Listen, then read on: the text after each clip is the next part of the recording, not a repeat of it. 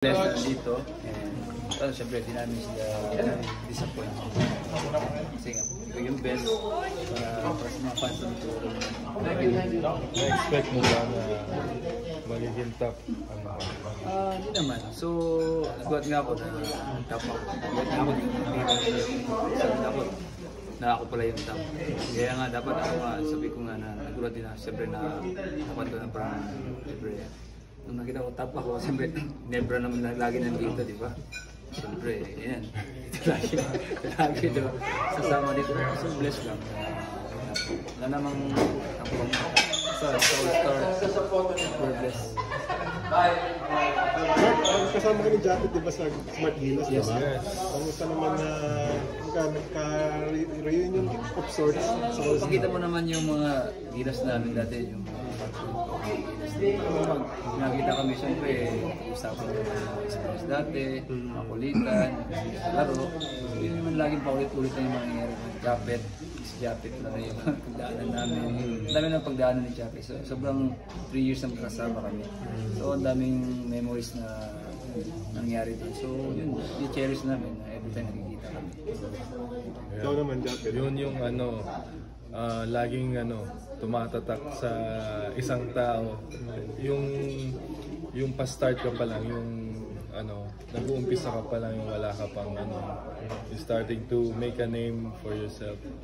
Tapos ngayon, tingnan mo naman, na siya, Mark Baroka na siya. So, ayun, mga simple beginnings talaga, hindi ko makakalimutan yung mga yun. Naging roommate ko rin to sa Serbia. Sobrang sipag na ito. Sobra. Pinang janitor? Yung work ethic nito, tingnan mo naman hanggang ngayon, di ba? Mark, nung buo mo yung team, ano masasabi mo sa team mo? Yung mga binuo din, siyempre palaban lahat. Siyempre alam na namin na Japet, Coach Tim ko. Siyempre gusto nila competitive yung All-Star, diba? Siyempre gusto ko rin competitive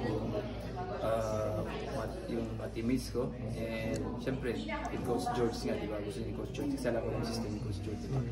Pag lumana ka talaga, gagamitin ka ni Coach George. Yung energy nandiyan lagi. So, pag-usapan namin kung ano yung gagawin pag sa All-Star. Ikaw naman, Japet, team ninyo, masasabi mo, may experience ka na sa draft na ganito. Ayun, talagang mahirap talaga mag-draft eh. Talagang wala kang you can never go wrong. Pero yun nga, alam naman natin na strategy si Coach Tom. So, siya nang bahala. Siya nang bahala mag-isip.